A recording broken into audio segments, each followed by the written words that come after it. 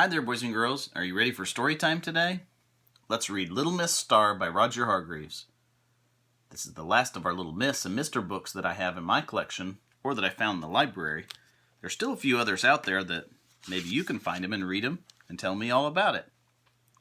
Little Miss Star lived in Twinkle Cottage. Remember, a cottage is a small house. Now, I'll tell you a secret. You promise not to tell anyone else, don't you? All her life, Little Miss Star had dreamed of being famous. She desperately wanted to be famous so that everyone would recognize her and ask her for her autograph, and she would have her photograph in all the papers. But she didn't know how.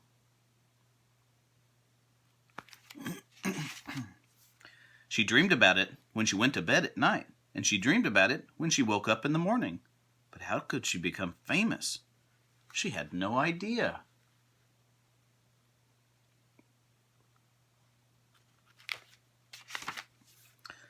Twinkle Cottage was just outside Tiddlyville, which is a small town a long way from where you live, and even further from where I live. One morning, Little Miss Star was out shopping in Tiddlyville. "Hello, Little Miss Star," everybody called out as she walked down the street. She was very popular, but she wasn't famous, and she wanted to be.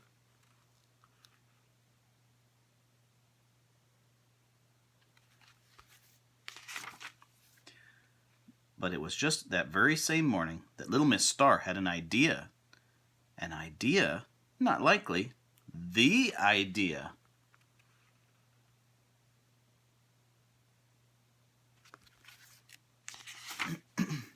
She was walking past one of the shops in Tiddlyville when something caught her eye. She stopped and stared. You see, it was that something that was to make her fame and fortune. Would you like to know what it was? I'll tell you later. She jumped for joy and hugged herself with glee, and she hurried home to Twinkle Cottage as fast as ever her little legs would carry her. She was going to be famous, and she knew it. She ran upstairs and hastily packed a suitcase.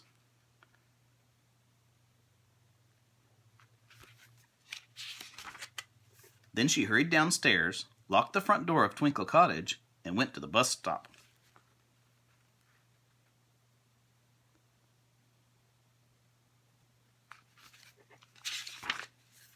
The bus came, and she hopped onto it. "Fares, please," said the driver. "I want to go to Tiddlyport Airville," said Little Miss Star excitedly. The driver scratched his head. "You don't by any chance mean Tiddlyville Airport?" he asked. Little Miss Star nodded and blushed. The driver smiled and gave her a ticket. She's so excited she said it the wrong way. At the airport, Little Miss Star bought an airline ticket. Where to? I'll tell you later. She had never been on an airliner before. It was all so very exciting. "Hello," said the flight attendant. "What's your name?" "Little Miss Star," she said. "And where are you going?" asked the flight attendant. "I'm going," said Little Miss Star, "to be famous." "Oh," said the flight attendant.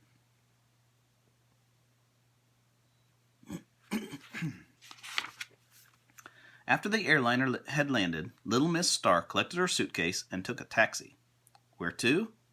I'll tell you now. To a house. The taxi drove up, and Little Miss Star got out, and she knocked at the door.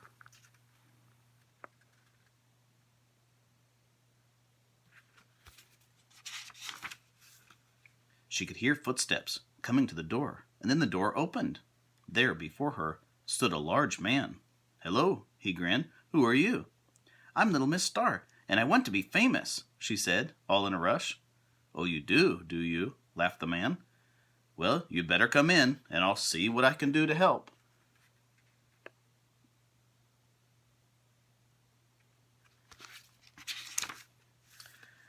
Three weeks later, Little Miss Star, home again in Twinkle Cottage, just couldn't sleep for excitement.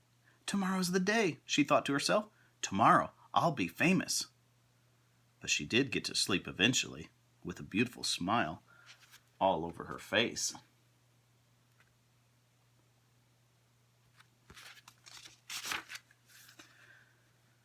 The early morning sun, streaming in through the bedroom window of Twinkle Cottage, woke her. She jumped out of bed, and little Miss Star was much too excited to eat breakfast. She hurried into Tiddlyville. She rushed up to one of the stores. Which store? I'll tell you later. The window blind of the store was drawn, so she waited.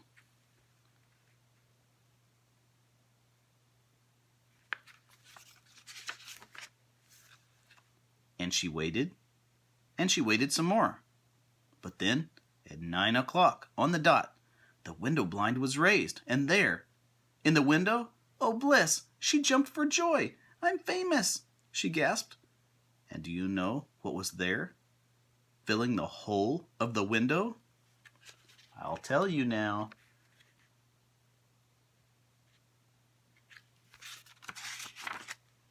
Hundreds of books. And on the front cover of every book, there she was. And there at the top, in big bold letters, it said, Little Miss Star.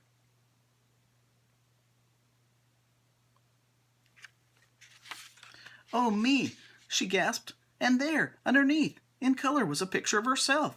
Oh my, she gasped. And there, inside, was her story. And here you are, reading it. The end. Little Miss Star. I sure am glad we got to read all these books. I've enjoyed it. We'll see you next time. Bye-bye.